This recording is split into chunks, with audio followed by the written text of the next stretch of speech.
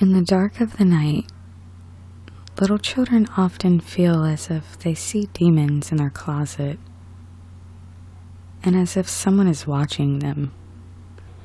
The inky blackness of the night changes their familiar bedrooms once the watchful sun sets below the horizon. For most children, a blanket over the head cures the fears of the night and allows for a peaceful rest, but not for a select few. These few, unbeknownst to them, feel something much more real. These are the children who you hear about going missing or running away from home. There are never signs of entry, of course. I am very good at what I do. Often, they don't even notice me in time to scream. A second later, their window is open, and the wind is gently moving the curtains carelessly around the empty room. This is my favorite part, because what comes next isn't nearly as dangerous. I already have them safely back to my little happiness dungeon, where they certainly will not be discovered. Occasionally, just for a little extra fun, I leave them in the dungeon away from my watchful eye for an hour or two, opening the window just above their reach. For how can we feel true despair without hope? Not this time, however. For today, I have a special mission. I wish to entertain a little social experiment, if you will. I watch from the darkest corner of the room as the little boy awakens, trying, as they all do, to worm his way out of the restraints, keeping him to the cold, impersonal hospital bed. He sees the motionless children around him, and fear overtakes his innocent body. They are not dead, however, simply resting peacefully. He tries to scream and quickly discovers he can't. His vocal cords rest in a jar of preserving liquid in my sleeping chambers. I turn on the fluorescent lights above the peacefully sleeping children. The 5 test subjects awaken, confused and afraid, to my little slice of heaven. They all follow the steps of the first to awaken, trying to free, followed by trying to cry for help. One little girl cries silently, unable to make a sound. I step out of my hiding place and around the tables. They can't see me, of course, only the shadow. My shadow causes fear in the pits of their souls, as their bodies understand what the mind cannot. There is no hope. I loosen the restraints on their beds and exit the heavy windowless door. I lock all 5 installed locks on the door, always wanting to ensure there will be no escape. For tonight, they interact silently and receive no food. Tomorrow, the games begin. Day 1. I was, from the moment I read it, enthralled by the Hunger Games. The idea that children chosen at random fight to the death for freedom and riches. I must have read the books at least 50 times, each time less entranced by the fiction and more captivated by the idea. I have all the children I need now. 24. I decided to keep this number, as an homage to the series. I keep 5 in every prepared room, except the one room that holds only 4. Among these 4 are my own children. How can I fully enjoy the experience without fear, after all? I keep them all locked in rooms, separate from each other, and the children are not allowed to have contact with different rooms. In order for some extra fun, I gave one room a flaw, a hindrance to their chance of victory. The room which the last child was just entered into is not allowed to speak. They are muted. This room should produce interesting results. They will have a hard time surviving. Practice for the others, you might say. The room with my own children has no flaws. The room where the luckiest of my captured stay. Today, I begin to get the children to lose their awful sense of morality. Can't have them refuse to fight, can we? I place a pig in each of the rooms and throw in a knife also. You eat what you kill. Isn't that the saying? The children seem to have an easier time killing than I had anticipated. But I suppose it wouldn't be very hard. After all, it's just some dumb animal. The subjects who have been in my captivity the longest are the quickest to abandon their love for the creature, in place of the insatiable hunger that not being fed for days places a person in. In their rush, they slaughter the pig and ruin the best bits of meat for themselves. They must learn to control their impulses. The freshest captured, the silent ones, do not kill the pig at all. They try to stand on it to reach the window.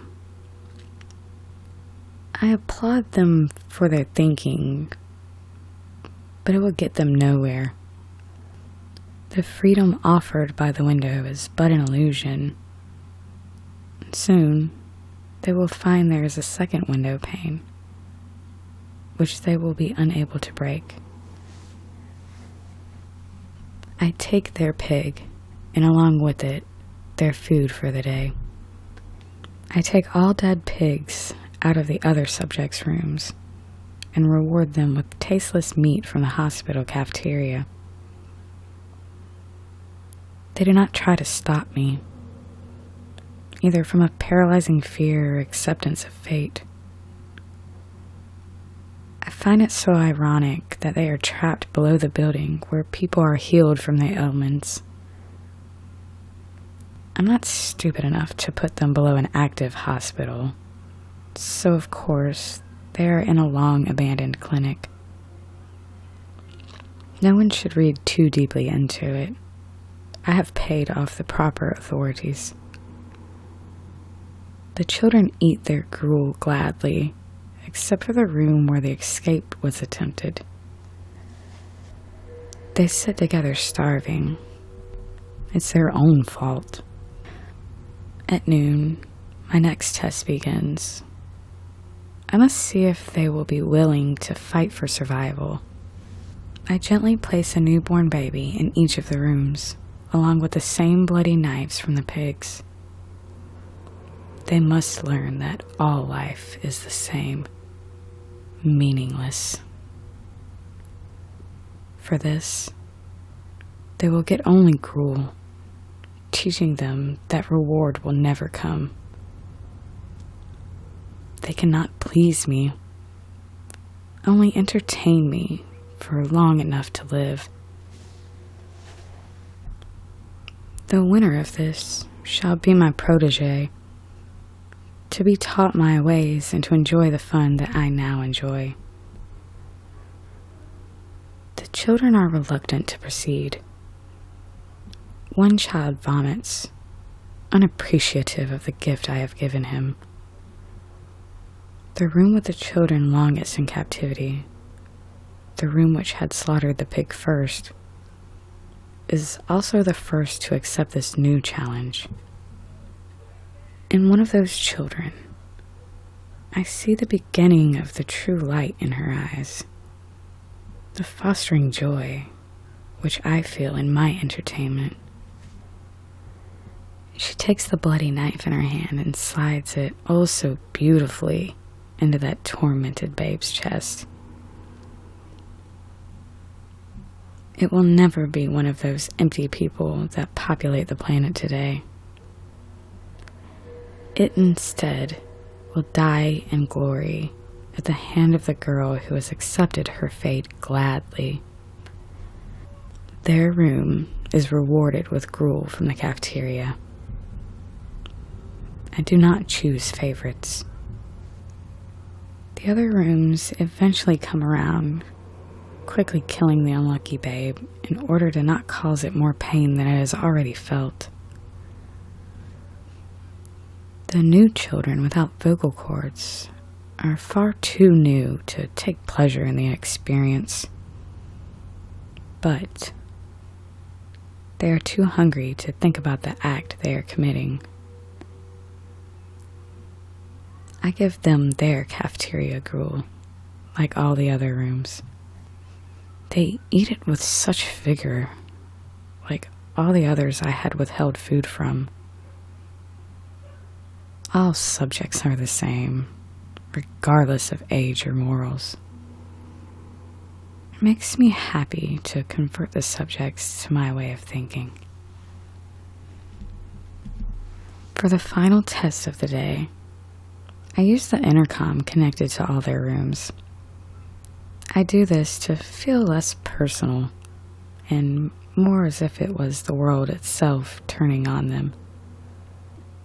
I speak softly and in an uncaring way, much like a scientist working on a petri dish of single-celled organisms far beneath myself. You shall each elect one of your own in your room to be released from here. Vote wisely. The children are shocked. The first reaction, as I expected, was to vote for themselves. Who wouldn't want to be free? The hard part comes next. They must choose one among them. Only one can be free, as I told them. The rest damn themselves to certain doom. Who shall be chosen? The richest, the kindest, the smartest? The newly mute room of children are the first to pick one. The child who I had added to my little experiment only the night before is chosen. And he is the only one who still has the will to live. I open the door to his room and allow him outside into the dark, cool hallway. I am clothed in my doctor's scrubs and a surgical mask. I can't afford to look like a person to him. He must see me as a figure, a monster, to come and recollect him any night of his life. Of course, I will not let him go. He is placed into a slightly larger room, along with the others chosen. The 5 selected enter the room together and sit in silence.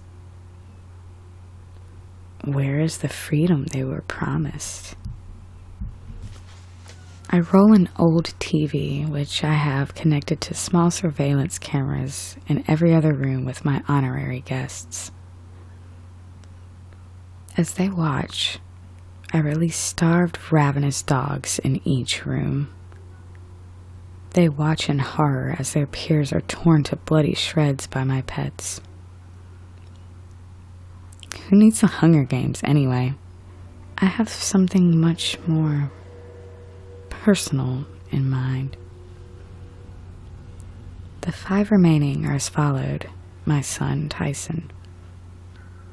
He is innocent, never exposed to my fun at night. He believes I am a police officer, and that's why I often leave late at night or at random hours of the day.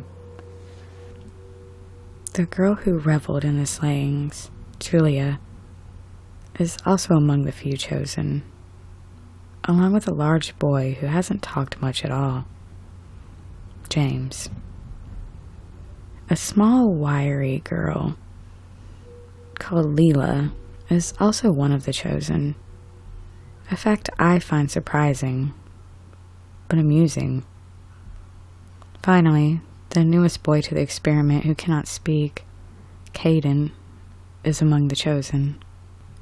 I take care to learn the names before I take them from their comfortable lives and into my little games, in order to keep record of those who survived longer than the others for the history books. The little room where I've placed the remaining 5 is comprised of 5 small beds along a wall and a large circular table with 5 small chairs. There's an old TV on wheels in the corner, where I leave the tape of the Friends being consumed by my dogs on repeat. There's a small window at the top of the wall where the beds are lined, allowing for a small amount of light to enter the room. The door is large, metal, and windowless, cold and impersonal.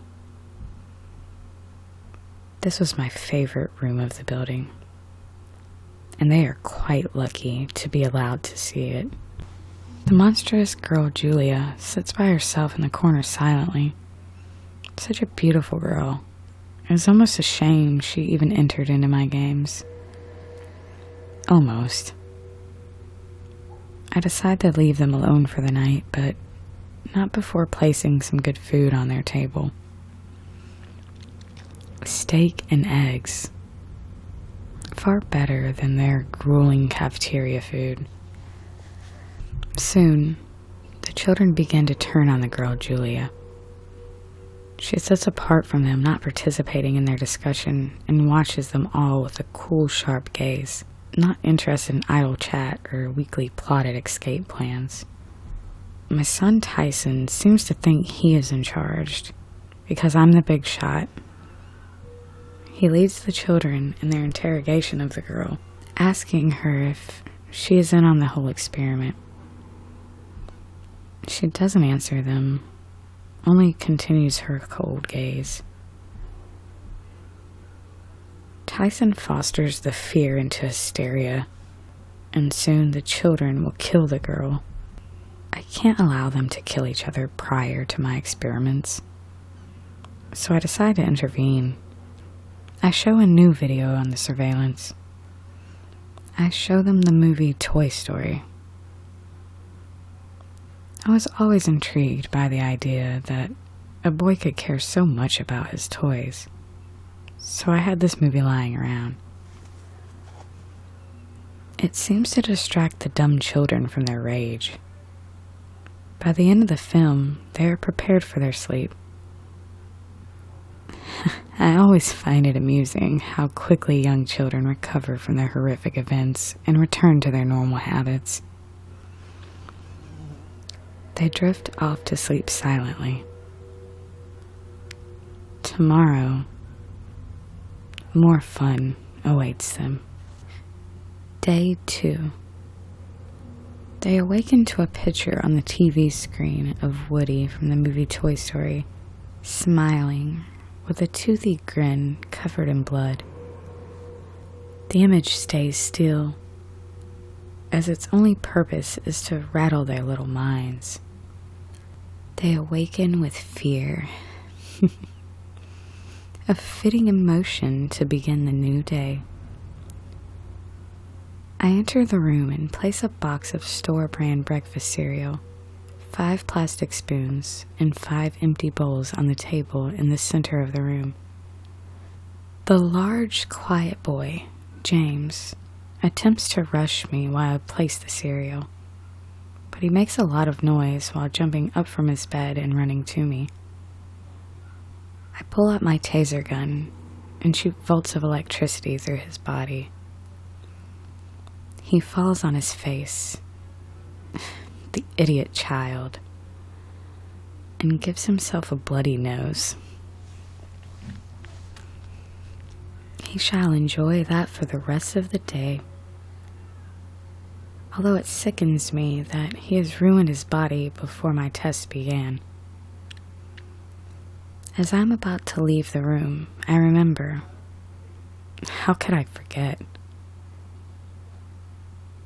I throw a bucket in the room for the kids. I leave and swing the door shut behind me, returning to my surveillance room to view their actions. The girl Julia gets out of bed and steps over the unconscious form of James and pours herself a bowl of cereal. She takes it into her corner where she sat the night before and eats it readily. The other children push themselves out of bed and slowly approach James' body. They poke at him, trying to get him to wake up. But he is out cold. Children are not meant to feel such electric volts. Tyson pours a bowl of cereal for him and that other girl, Leela. He seems to be trying to win over her affections.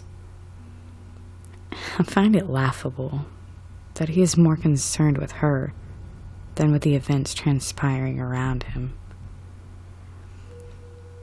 Caden has trouble eating, feeling the intense pain from where his vocal cords were before the removal surgery.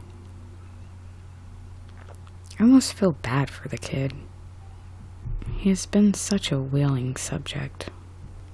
James awakens around 11 in the morning and sees the other children are enjoying a stupid children's show I've placed on their television. He stands up slowly and pours himself a bowl of cereal. He eats it quietly in a different corner than Julia, facing the wall. He seems to have isolated himself from the others. This is unfortunate, as I wanted the experience to be as uncontaminated as possible. Nothing to be done, I suppose. I decide that someone will die today. The child who is chosen shall be completely random. I place one piece of candy on 5 paper plates and place a drop of deadly poison in one of the candies. I grab the intercom and speak a message into it for the survivors. I have decided to award you with candy. Each of you are to take 1 piece. I open the door and place the plates on the table, taking care that I remember which one is poisoned. I leave the room and close the door behind me gently, in order to keep their guard down. I return to my room to watch the surveillance cameras and see what events transpire. The children run to their candy, except Julia. She stays back and approaches more slowly. Each kid eats one of the candies, leaving the last one, the poisoned one, for Julia. Before she reaches her candy, however, Tyson grabs it. "Why should you get any candy, you monster?" Tyson teases her and holds the candy out of her reach. She pushes at him, and right before she tries to bite him, he places it in his mouth and swallows. After a second of smiling, his eyes roll into his head, and he falls onto the concrete. I enter the room and drag his lifeless corpse outside. There goes my son. He was unwanted anyway. I only raised him because it would make me stick out in the eyes of the law, and I need them to overlook me when investigating the disappearances. When I finished disposing of his body correctly, I return to my little enclave to view the children. They all seem to be in a frenzy, omitting the girl Julia, of course. The voiceless boy Caden is crying from his pain, and I consider giving him anesthetics. I decide against it. He will live. The boy James seems to be affected the most by Tyson's death, breaking his attitude and weeping openly. Leela doesn't seem to care, as if she was always having to shove off Tyson's unwanted affections. Julia simply doesn't care. And then there were 4. Day 3. The next day, the fun continues.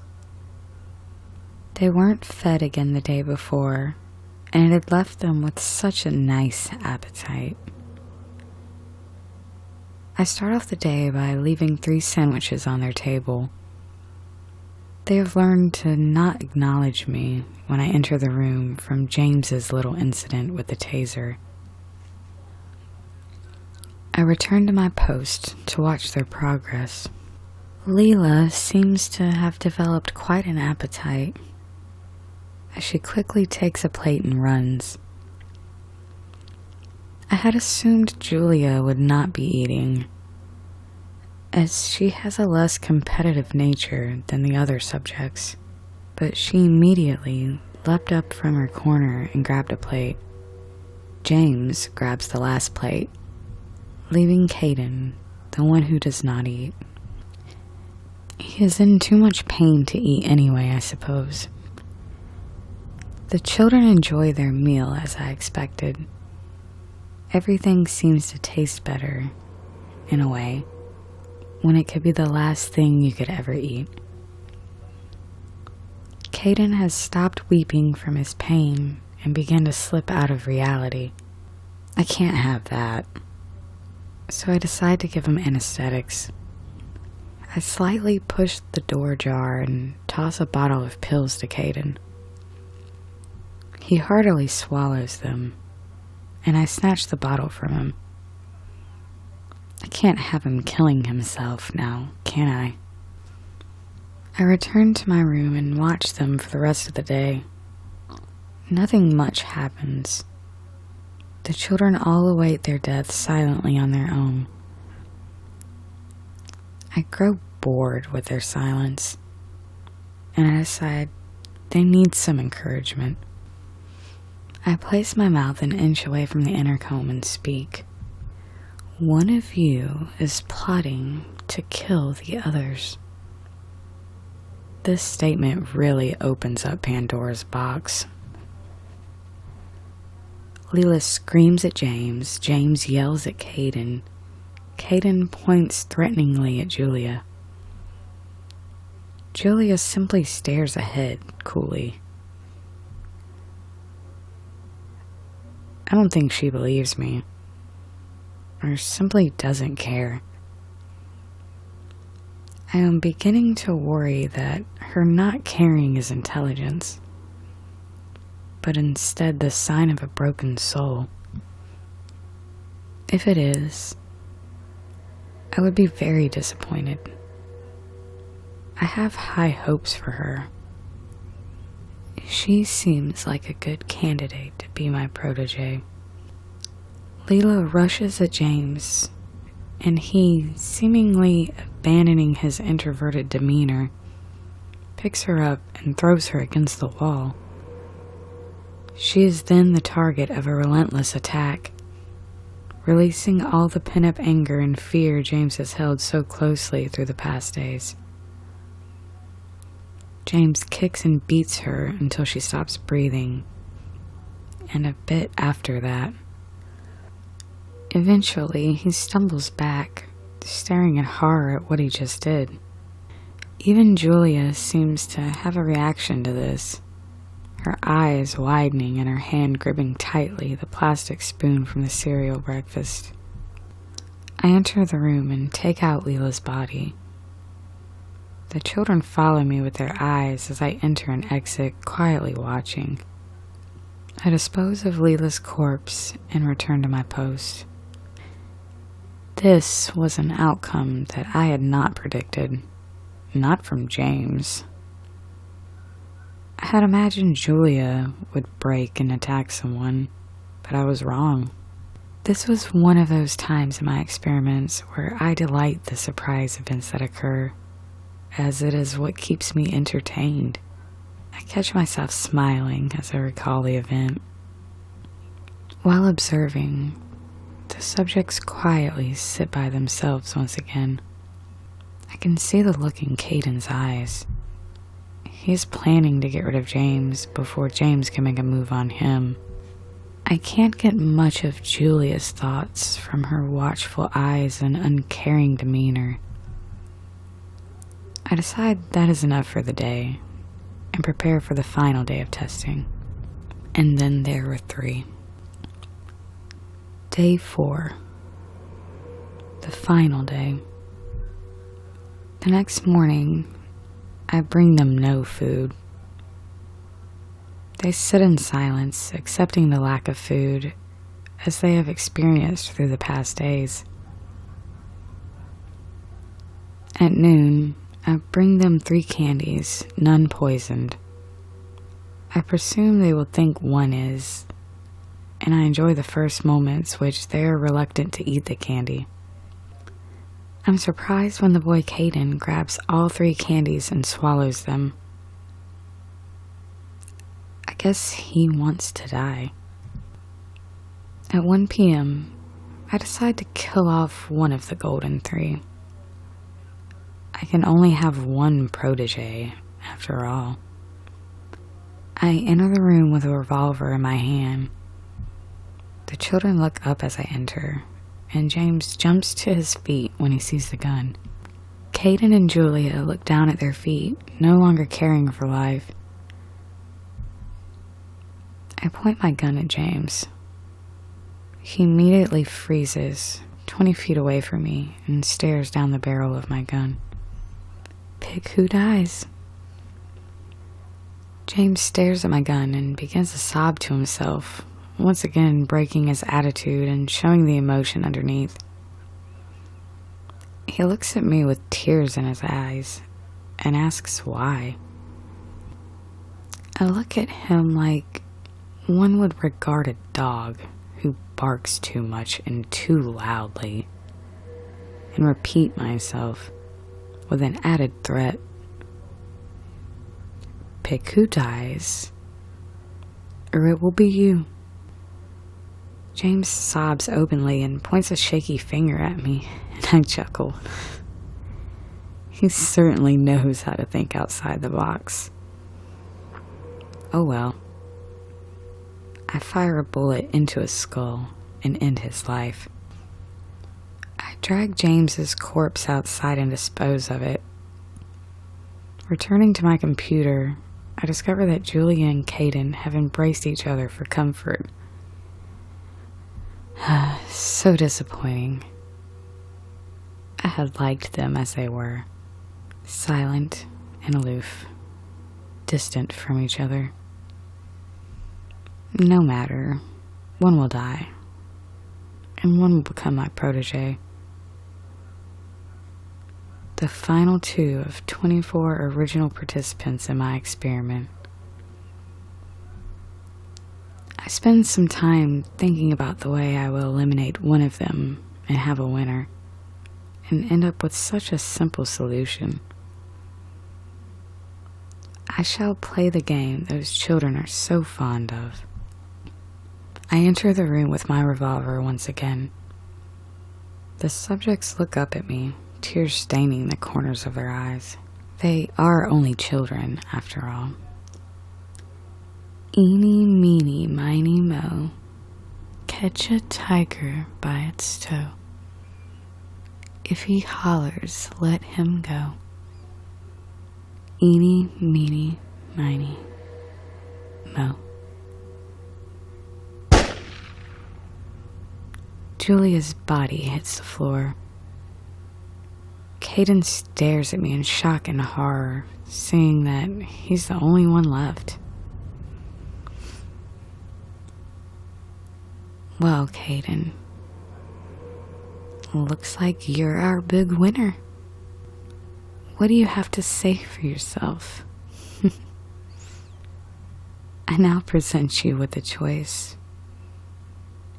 Be my protege and help me with future experiments, or die and join your friends. He stares blankly at me, either uncomprehending of my words or not knowing how to respond. I wait patiently for him to show a reaction in any way. After a short while, he raises his fingers to his temple and makes a motion of a gun firing. I nod, not trying to conceal my disappointment at this outcome, and point the gun at his head. Looks like I'm not getting a helper after all.